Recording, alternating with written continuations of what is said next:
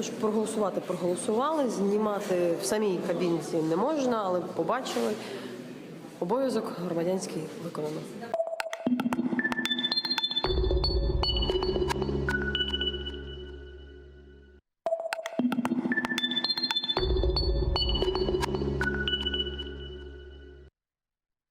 So good evening from our headquarters in Kyiv, the special edition of the Sunday show from Ukraine to explain you what happens here and why it matters.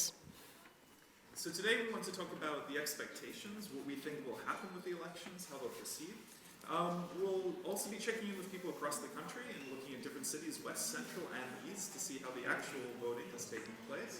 And then we'll be joined by a few experts because we want to discuss what all of this means, why this is a significant election in a year of many elections in Ukraine, and what we can expect from it.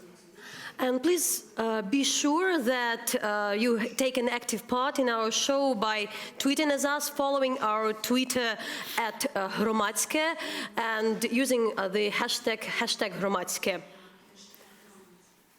So what can we expect from this election? Polls can be unreliable, but consistently in all the polls that we've had looking at this election, President Poroshenko's party, Bloc Poroshenko, is expected to be the largest. Now that can change, but that would be a major upset. What isn't expected is for him to have an absolute majority. That means there would need to be a coalition. So a lot of what we're looking for in the numbers is sort of jockeying with the other parties and what that could mean and what that means for a government going forward. We also want to look about voting trends, and one issue that we have is here in Ukraine there is a law that controls what can be reported before polls close later in the evening. So we can't give you any exit polls until everything is closed and we have that information. We can just give you a general understanding of the way things will proceed and some concepts and trends to watch as we move forward. So the polls will be closed in 3 hours, so there we would have preliminary results, but so far we know that the people are coming to the polls according to the official data. So far we know that at least 30% of the Ukrainians, of the people who are eligible to vote, are coming to the polls, and it was a figure like an hour ago that we have this figure. Though we know that this year not all the Ukrainians can vote, there is a significant situation. There are in general 36 million of Ukrainians voting, but because of the war and the problems in the east and in Crimea, we have 4.6 million people who are not who don't have access for the polls.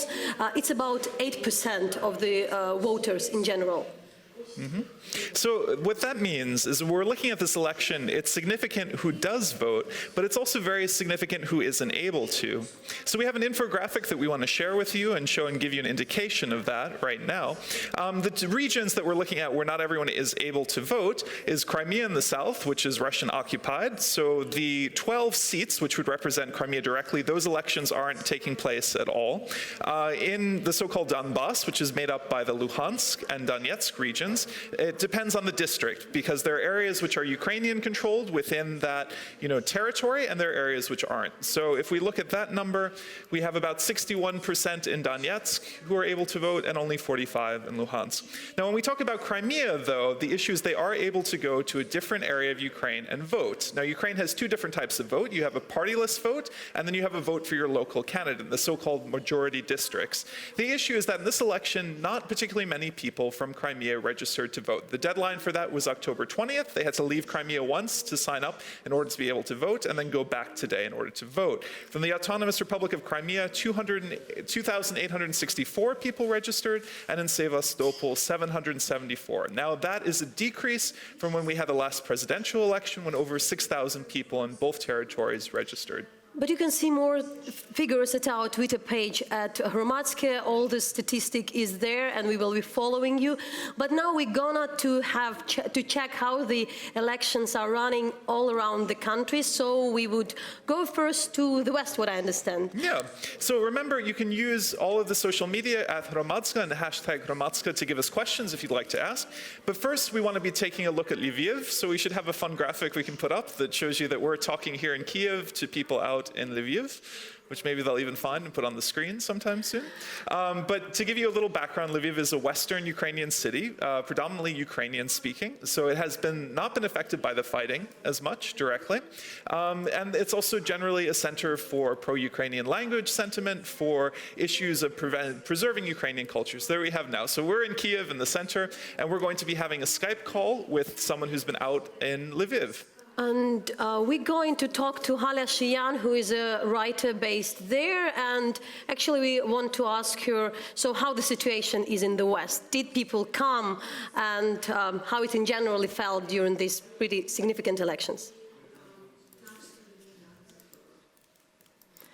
So I hope that Halia is on Skype, and or in that way, we can also, because there is a bunch of the cities we're calling, so we try to reach as well our colleagues in Odessa, and the country is big. No, we'll have them up in a minute. I mean, the issue for everyone to understand, and what we're trying to do is, Ukraine is a very geographically diverse country, and different regions of the country have been affected differently by the instability in the so-called Ukrainian crisis. And that's what we're trying to give you an impression of today, of the situation on the ground. There have been some minor violations that will be discussed, but it's really all these different areas that people are going to vote and participate in this process about what Ukraine's future will be. So leaving Lviv and maybe going further, we also would like to talk to our colleague in Odessa. There are a lot of them we agreed to speak, and Odessa is a city which became known in May because of the clashes, and it was a lot in the foreign media. There was only, let's say, violent event which took place in early May so far, but still there is a lot of information there. But we have the Halia from Lviv, and you can ask the question is there. So we'll go to Odessa later, and it's fine. So we can ask the question, Halia, how was it there? What's happening with the election?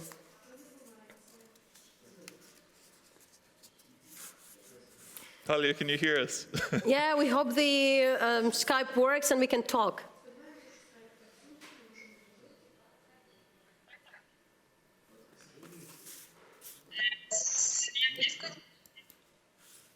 No, it's still an issue of the connection, though we checked, it's not always working perfectly on air. But let's maybe not skip it or just try to talk.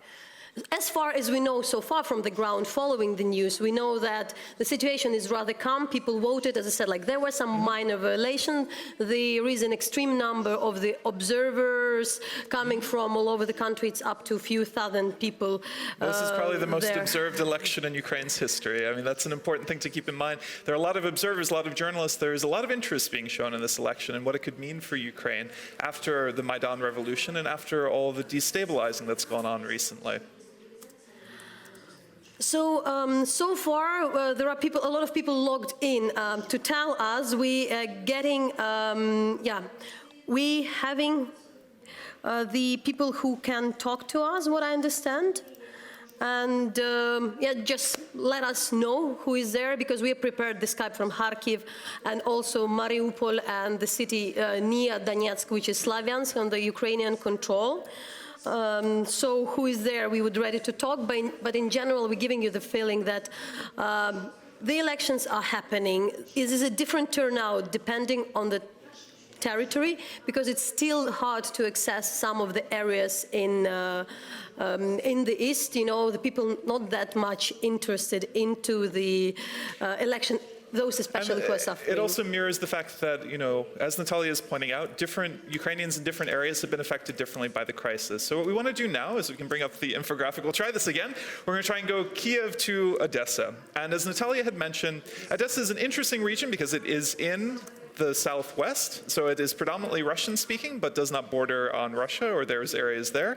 But there had been clashes with pro-Ukrainians clashing with pro-Russian protesters. So we'd like to go to that image now. Hopefully, we'll have that screen appear so we can talk to one of our people from Odessa.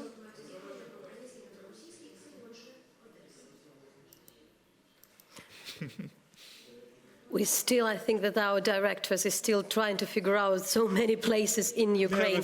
But I really would love them to probably give a bit of feeling how it was before the election in Slovyansk, you know, how our correspondent was there, and the Hromadske correspondent, and really talked to the people on the ground, and we can really show it for you.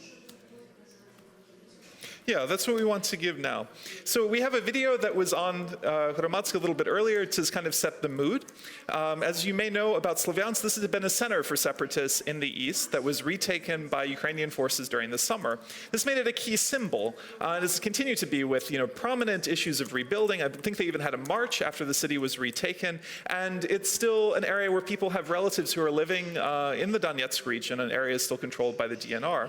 So we have a video that we'd like to share with you now, just to show you what the atmosphere was like there approaching the election.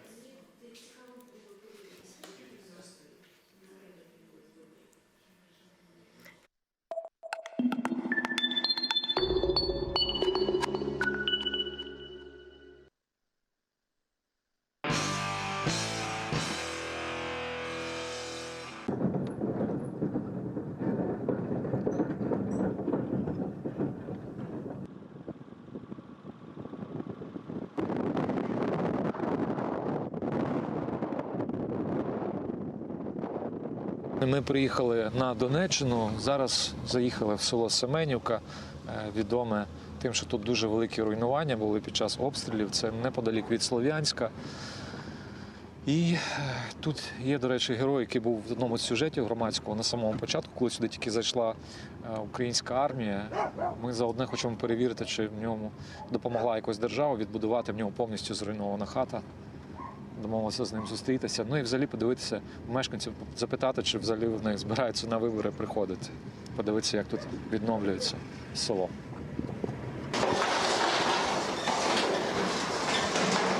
Це, напевно, найвідоміший такий будинок, зруйнований в Семенівці, його дуже часто показують.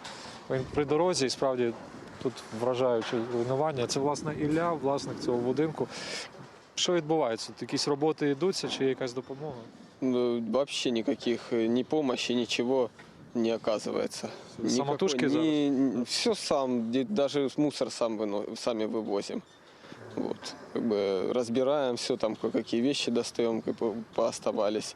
Все сами. Никто мне не приходил, ничего не предлагал. Мало того, что мы ходили сами в горисполком, пытались чего-то там добиться, какой-то хотя бы разумительный ответ, когда что-то будет. Они сказали, мы не в курсе, Верховная Рада ничего не принимает, у нас денег нет. Вот и все. Ля, ну, боюся питати, тим не менш, на 26-го вибори, чи будуть семенівці голосувати, як там взагалі ставляться до цієї ідеї? Честно, ни у кого нет желания идти на выборы вообще. То есть я с кого не спрашиваю, все говорят, мы не пойдем, мы не пойдем, мы не пойдем. Чому? Ну, не видят, наверное, какой-то, как вам сказать, не видят того кандидата, который может что-то предложить новое. Вот и все. Ни одного у нас, по крайней мере, у нас по Славянскому району таких я не знаю людей. Хоча б таких, який би запропонував це все відновити? Вы знаете, обещают все. Они приходят и рассказывают, да мы, но мы же прекрасно понимаем, кто они такие, и про что они сразу забудут про свои обещания. Добрий день! А можна до вас?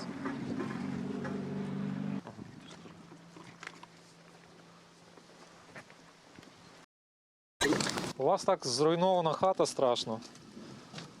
Як вам допомагають якось відбудову? Ніхто нічого. Ні грошових компенсацій? Ніхто нічого не приходив. Ні, приходили не раз. І заявлення писали не раз. Поки що нічого. Скажіть, ну а як же ж зимувати? Люди ж пустять. А скажіть, ми просто програма про вибори, а що тут взагалі, як в Семенівці, будуть голосувати? Не знаю. А вам взагалі як, до виборів? А ви як би? Це вам би до виборів було. Навряд. Ну отож, так а я чим? Які вибори? Сльози тільки одні. Кухню достроили, вот 10 человек там живем пока. Вот большой дом развалили двухэтажный. Ну а что сделать-то?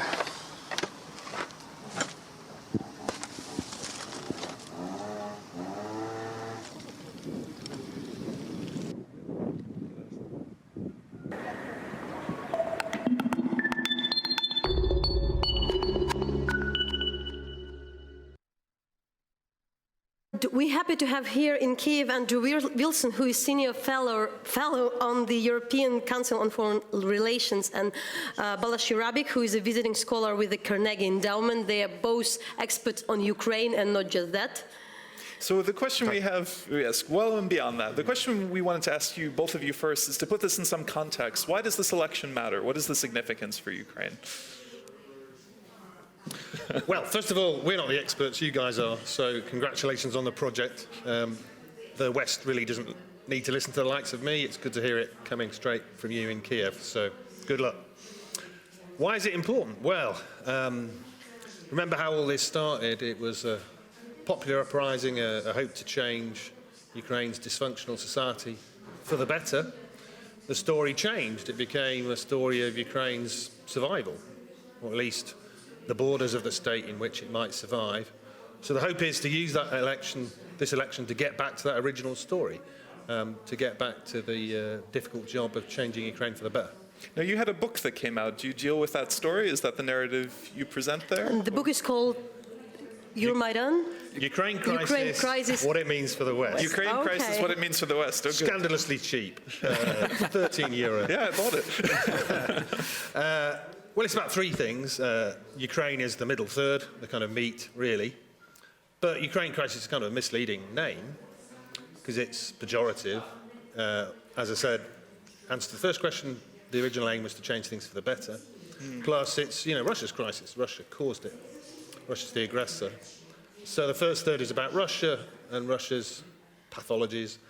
And there's a good bit in there about the West as well, and our relative failure to show proper solidarity with Ukraine and properly deter Russia. So do you think the election is an attempt to break with the crisis and bring it back to progress and reform, or where in that narrative does the election fit? Well, President Poroshenko used the kind of standard metaphor yesterday. The election should reboot the political system. So that's the aim. Maybe not completely, but, a fresh start. There'll be fresh faces who will push for a fresh I've start. seen that line a lot. And Balazs, there is a lot. We talked in Ukraine, in Kyiv today. The main discussion are there. Will this parliament would be different? Will it be the change of the system? We have the activists, journalists, some new figures coming to the parliament. The old party of regions is more or less broken, though there are a couple of parties running with the different names, like the opposition bloc. But will it be the reboot of the system, having the oligarchs also in some list of the new democratic pro-European forces? Well, first of all, thanks for having me. As this is the best, really one of the best projects, and I'm enjoying watching you guys from the very beginning. And this is certainly the best view in any TV I ever been. So congratulations for the studio. Well, I actually would, like the original question is what exactly this election means. It's a promise which Euromaidan and Poroshenko and the political elite gave after, for the post-Yanukovych period. It's simply exactly as you guys saying that it needs to be a rebooting of the political system. It needs to be after the presidential elections. It needs to be a new parliament. It needs to be fresh faces, the new blood or the fresh blood into the parliament, which I believe is going to be happening. I think we're going to see some surprises, at least for Westerners. It's going to be a lot of surprises in these elections. At the same time, and I'm always trying to emphasize it, that both Russia and the EU and the West is seeing Ukraine through their own lenses. For Russia, we know this is all about Nazism and all the rest, and for the West, is about also their own insecurity. When they and their own issues when they. What is the insecurity? What's the root of that? Well, the insecurity is basically that, like, for example, George Soros wrote a very nice piece about Ukraine and saying, this is all about us, this is all about us, this is all about us. And I always explain Ukraine with three things: inequality, huge inequality in Ukraine, and growing inequality in the European Union, in the West in general. Erosion of traditional institutions. Here, particularly, is the breakdown of the central authority or the central government. And the third, because of rent-seeking, political corruption, and all these factors exist and actually increasing in the West as well. So I do believe, plus look at the traditional institutions. Who are the most noisy about Ukraine? Poland and the Baltics. Why? They don't have army. They heavily rely on the NATO, and like what we see, I believe that this is a crisis in a 21st century.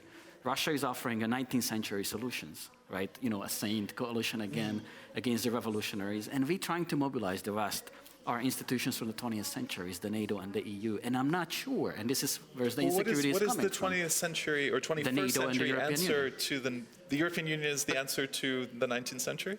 No, I don't think actually neither the 19th century what Russia is offering or the 20th century is the solution. I think we're seeing an absolutely new situation, a very unique situation after the breakdown of the central authority, and how Ukraine, which is very diverse, and that's what we're going to see after the after the parliament elections, a very diverse parliament. I don't want to call it fragmented, but diverse. So it shouldn't be the unity what we're looking for, but a diversity what we actually should embrace. You mentioned there will be some surprises for the Westerners. What are they? Surprise them now already. Well, Balázs mentioned the likelihood that self-help, samopomich, and maybe even civic position will do well, which are the closest thing to a party of the good guys, the party of the Maidan activists. I mean, there are plenty of those in the other parties, but these are the ones where they're concentrated, as it were. The other big surprise, well, to locals, I guess it won't be a surprise that Russophile parties, a so-called Russia bloc, will get into parliament.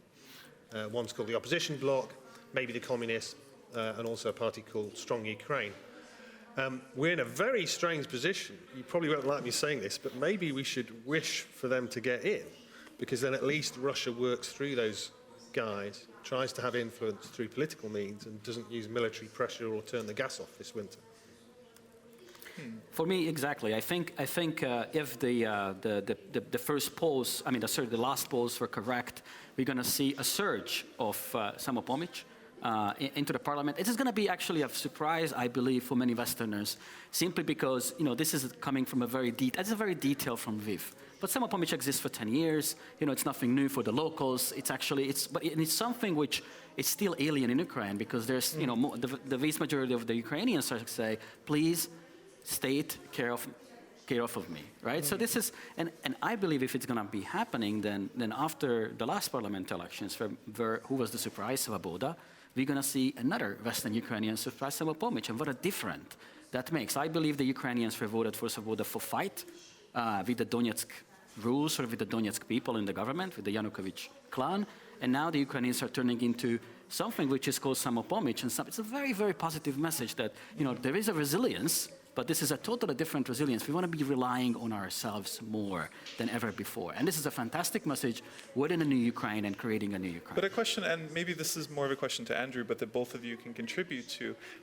Looking back, we had the Orange Revolution. This isn't the first time you've had a big change. And there's a lot of cynicism looking back that things weren't done. And it seems to a certain extent that this parliament, it's a make or break moment. That we've had some reforms, there's some legislation that's been put through, but Poroshenko and others have consistently said, it's really for the parliament after the election to set reforms in motion and to distinguish themselves and do that.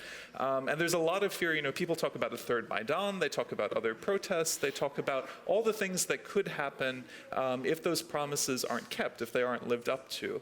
Do you see kind of a fork in the road here? Is there potential for that going forward? Sure, but I think we ought to be very careful about this talk about a third Maidan. That's Russia's preferred scenario. They're the people who talk about it the most. There are a lot of Ukrainians who talk about it too. Well, sure. There's a lot of expectation of change for the better, and if Parliament doesn't deliver on that, then people will be alienated. But, both original Maidans were protests against the threat of dictatorship.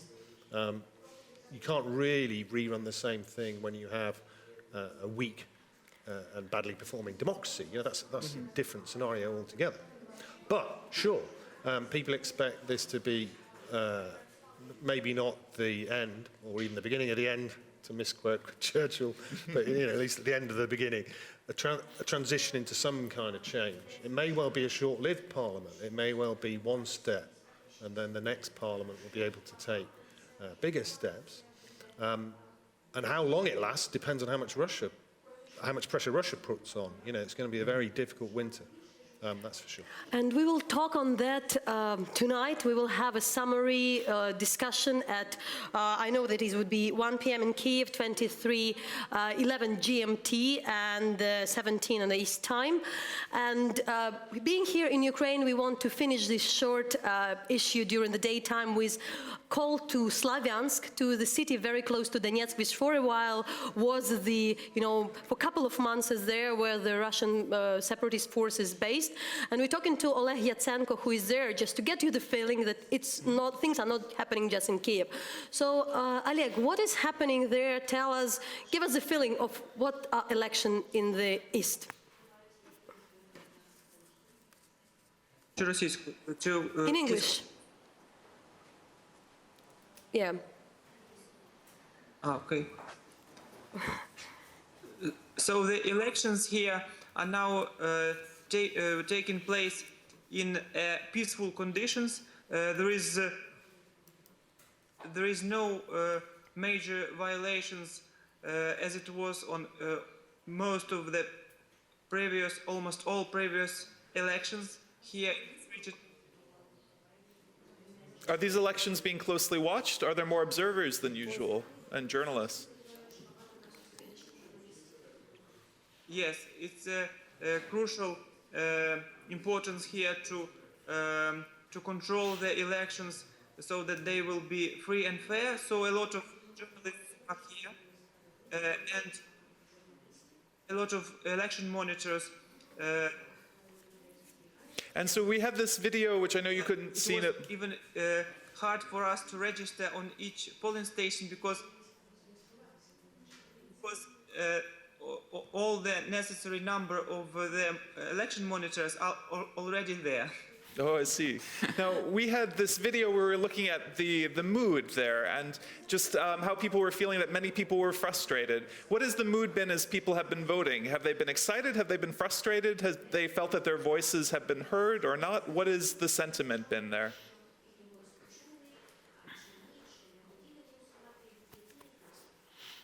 It's for the first time when there was no domination of only one political party, as it used to through a lot of elections, actually more than 1 decade.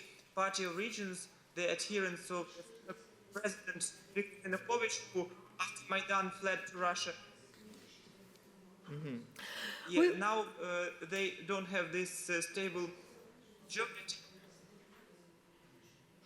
We can see that, despite, and thanks a lot, Oleg, I think that there is some problem with the sound and we should finish so far. I think we would come back to the program at 1 a.m. Kyiv time, 23 GMT, and that's we give the feeling that still there, far away. It's a small town, actually not a big town in the east. Mm-hmm. There is a not perfect internet connection, but you can follow us via Twitter at Hromadske, all our videos and news, what we've been discussing in this studio. So thanks a lot for the participation. We would ask to thank for the guest being there, and we'll go to the analysis later this night. Later in the evening, yes. Thank you very much for joining us. Please join us later in the evening when we'll have poll results from when they close, and we'll take a look forward to possible coalitions and what can happen in Ukraine. Till then.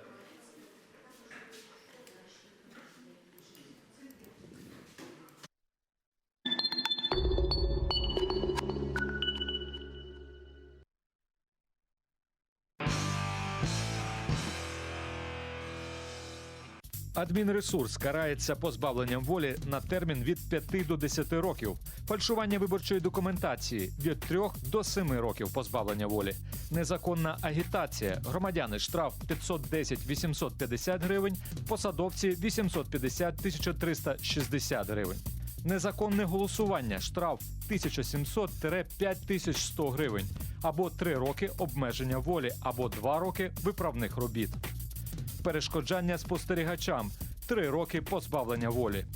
Підкуп, обмеження або позбавлення волі громадянам, які пропонують підкуп – 3 роки. Кандидатам, які пропонують – від 5 до 7 років. А громадянам, які приймають підкуп – 2 роки або штраф від 1700 до 5100 гривень. Порушення виборчих процедур. Виборці – штраф 1700-5100 гривень або обмеження волі до 3 років.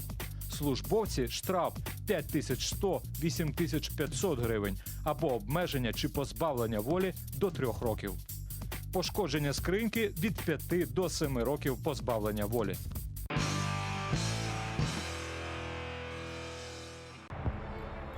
Ми знаємо точно, що ми змінилися. Дехто нам обіцяє жити по-новому.